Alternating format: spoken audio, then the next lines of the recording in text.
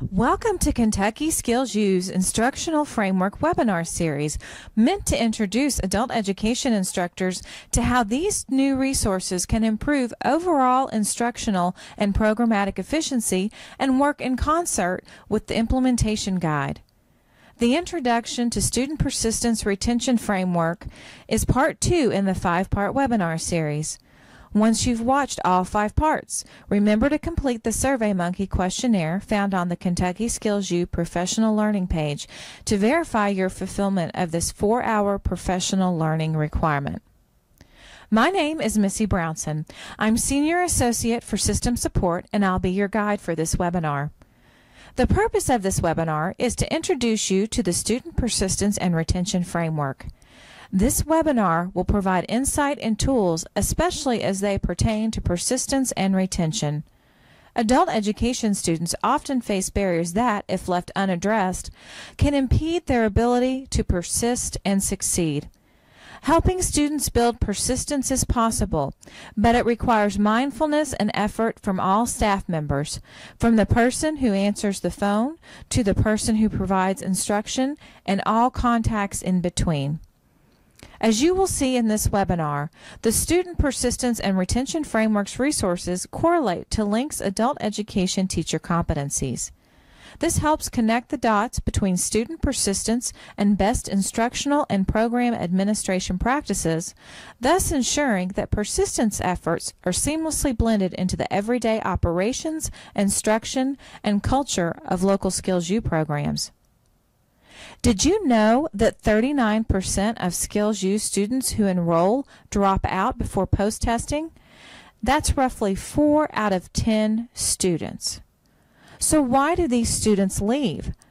There are a variety of reasons that won't necessarily be reflected in your program's data that could include, but are not limited to, not being fully committed to becoming a student, student barriers that hinder attending, student stress and trauma, and a factor that shows up in all the research is that many students don't feel they quite belong. According to John P. Cummings, author of Persistence: Helping Adult Education Students Reach Their Goals, there are 3 categories that cause students to drop out. Situational, or influences of the adult's life circumstances, which are things such as childcare, transportation, or conflicting work schedules. Institutional, or influences of systems, which are things such as rigid enrollment or attendance requirements. And dispositional, or influences of experience, which are things such as bad previous experiences in school or trauma and stress. As providers, there are a few definitions your team should be familiar with. Persistence, a continuous learning process that lasts until students meet their educational goals. Retention, the ability of an institution to engage and retain students from enrollment to the attainment of their goals. And academic resilience, the ability of students to have good educational outcomes despite adversity. And probably most important, a community of learners, which is a group of people who actively engage in learning from one another. Learners from teachers, teachers from learners, learners from learners, and teachers from teachers. As your team develops a resilient Skills U community, it might be noted that another factor shows up in research and can't be ignored. It's known as Adverse Childhood Experiences, or ACEs, which are stressful or traumatic events including abuse and neglect. ACEs are strongly related to the development and prevalence of a wide range of problems throughout a person's lifespan, things like health, behavior, and, of course, learning. The ACE questionnaire consists of 10 questions that help identify childhood experiences of abuse and neglect. It's easy to find online. Just Google ACE questionnaire. Of course, we don't suggest you give this questionnaire to your students, but instead use it as a tool for you and your staff to better understand your students. A recent survey found that 59% of Kentuckians report experiencing at least one ACE, and of those, 64% have 2 or more. It is highly likely that trauma and stress as it relates to ACEs is probably a main reason students drop out. So what can we do as a community of learners to make our programs more inviting to these students? We can start with two things. Create a safety zone, making sure students feel welcomed, having staff trained to be aware of the signs and symptoms of ACEs, and assuming that almost anyone who walks through the door may have had those experiences. And build connections, directing students to the resources they need to assure they can attend and succeed in the program. Research shows that learning will not take place without these two items being addressed first. How can we help you as a confidential survey and tool to help students connect to resources? It's editable, so you can add resources your community has and delete the ones it doesn't. More information can be found in the implementation guidelines under Intake and Orientation on page 18, and the form may be downloaded in CARES under State Resources. And before we move on, one last piece of advice from Terry Barilla, an expert on building resilient communities in Walla Walla, Washington, who says, "Don't judge what you don't know." We can't assume that every student who walks through the doors is ready to sign up and commit to coming to class on a regular basis. We don't always know why a student behaves in an unacceptable manner or responds disrespectfully. We don't always know what's going on in a student's life. We don't even know if that student has a place to sleep or even a meal to eat. We must learn to know our students in order to understand their needs and to make learning relevant. As you watch this video, ask yourself these questions. Was this student a member of a community of learners? Did her instructors know her? Did she become resilient in her journey? And did she have the support she needed to persist and attain her goals?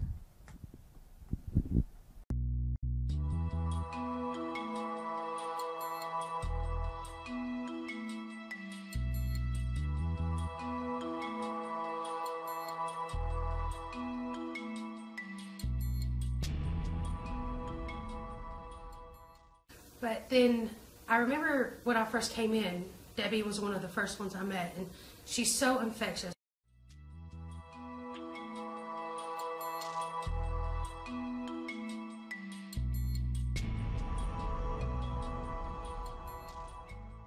And I always remembered how welcoming they were. Like, it was, you ever go to a family reunion, and when you walk up in there, all your family's like, "Oh my gosh, I haven't seen you in forever," kind of deal. That's exactly what happened down there when I come through the door.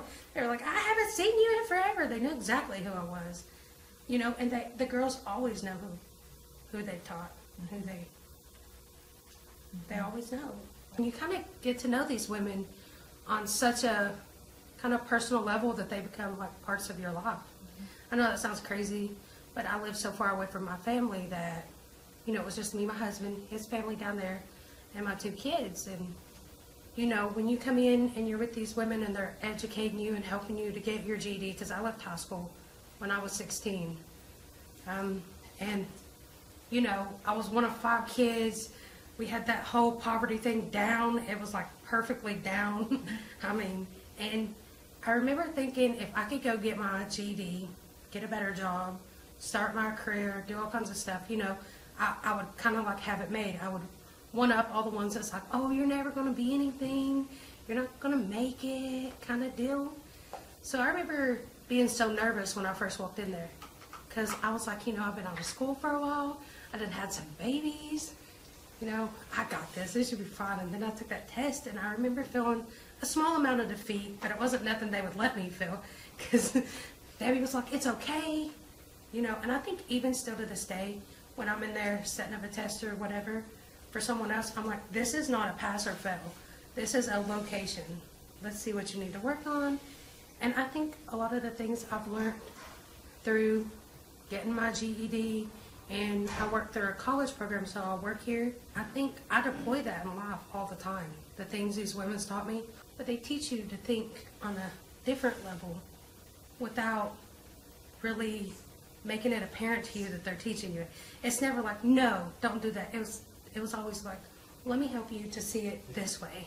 It was never like the way you're doing it's wrong. It was, let me show you it this way and see what you think about it. And then I'm like, wait, that's way easier. Or if I was reading something and I couldn't pick out the words right, Lynn would be like, well, just remember these key phrases.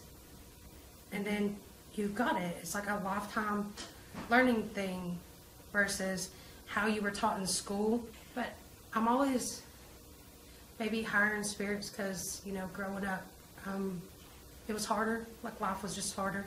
Like I said, I was one of 5 kids. My mom worked herself to death. My dad drank himself to death. I mean, there was like 2 sides of the coin all the time. And I think when I first came up in there and stuff, I was really nervous about new people because we just didn't do that growing up. It was like, you know, I don't know, maybe we were taught to be maybe a little xenophobic. You know, outsiders know, keep your little family close, no one knows what goes on kind of situation, you know. So I remember the atmosphere and the vibe. I walked in down there and I haven't stopped since. I'm getting ready to graduate college.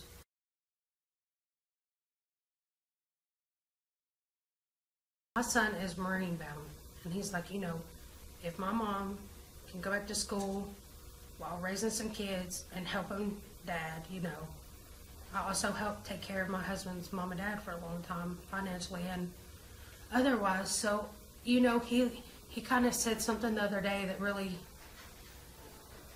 hit home, and he was like, you know, you could have just quit.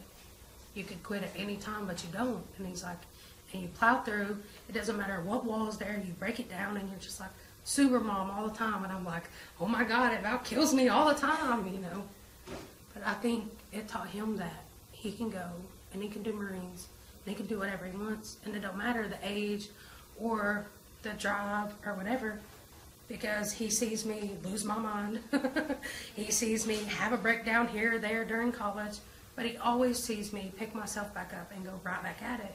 And he was telling me, that's because you taught me to do that. And I was like, well, that's because I was taught to do that, to work my way through things.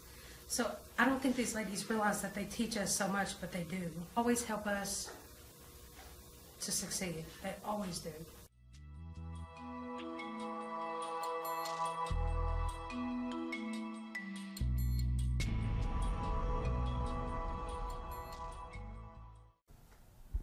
Now that we've addressed some crucial background information, let's take a look at the Student Persistence Retention Framework.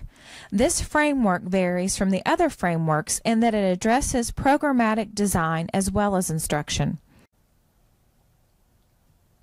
As mentioned at the beginning, this framework is built upon the foundation of Link's adult education teacher competencies, which identify the core knowledge and skills expected of any adult education teacher.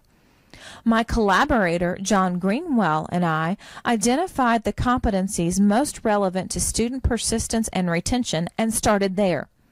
As you will see in the framework, these competencies fall under 3 of the 4 identified teacher competency domains: monitors and manages student data, plans and delivers high-quality, evidence-based instruction, and effectively communicates to motivate and engage learners. These domains represent broad areas of activity for an adult education teacher. Let's review how this framework is laid out. At the very top is the Link's Adult Education Teacher Competency domain, like we just discussed. You'll see here that it is Domain 1, monitors and manages student learning and performance through data. Next, you'll see a specific teacher competency that falls under the domain. The competencies represent the knowledge, skills, and abilities that an adult education instructor should possess to be effective within that domain. The competency seen here is 1.1, monitors and manages student learning and performance through data. The first column is performance indicator. Each competency has a set of indicators that articulate what the performance of this competency looks like in an adult education context. The first indicator listed here is 1.1 Point 1. Collects and reviews information on learners' content knowledge, prior learning experiences, and learning needs from school transcripts, questionnaires, and learner interviews. The second column features links-based sample illustrations that provide examples of the practice in an adult education setting. The sample illustration that accompanies Performance Indicator 1.1.1 is: on the first day of class, the teacher of a multi-level ESL class identifies learners' needs and proficiency levels by asking learners to do quick writes to describe themselves. The students can use pictures, words, sentences, and/or paragraphs. These quick writes, coupled with short student surveys about their learning backgrounds, are placed in student portfolios and will be used in future student-teacher interviews. The third column features clickable links to programmatic materials and instructional examples. These are materials that correlate with its corresponding performance indicator that are appropriate for direct use with students. The fourth and final column features clickable links to supporting research and readings. These are materials that are intended to provide indicator-related information and deeper understanding to adult education staff members. You'll note that there is a color-coded box with letters above this last column. What's that about? The color-coded key you'll see throughout the Student Persistence and Retention Framework correlates to the Learner Persistence Program Self-Evaluation that you will be using in your Professional Learning Community or PLC team's work. Just to give you a sneak peek, the self-evaluation has 6 categories with best practices listed that impact persistence and retention. Each category has a corresponding color and letter, which correlates with the Student Persistence and Retention Framework. Your PLC team will rate your program's performance for each of the best practices based on data and anecdotal information. Here's the first page of the first category, Student Intake and Orientation. You'll see that its category color is blue and letter is A. If your team chooses a best practice to address from this category, you will look through the framework to find competencies that feature a blue A code at the top. You'll learn a lot more about all of that later. For now, let's get back to the framework. All of the resources shared in the Student Persistence Retention Framework are listed in alphabetical order in the Resource Index, which is at the beginning of the framework document. Beside each resource is its corresponding teacher competency or competencies. Student persistence matters, which is why it is the first focus of professional learning communities. It helps you build programmatic efficiency and efficacy, as you will make more progress more quickly if you are able to hold on to the students who walk through your program's doors. When you retain students, your program will be better able to attain its programmatic goals. More important is the positive impact it has on the individuals we serve, as well as on generations to come and the educational and economic health of our communities and state. Our goal this year is to build a resilient community of learners who are able to overcome and persist to create brighter futures for themselves and their families. We look forward to working with you to achieve this goal together.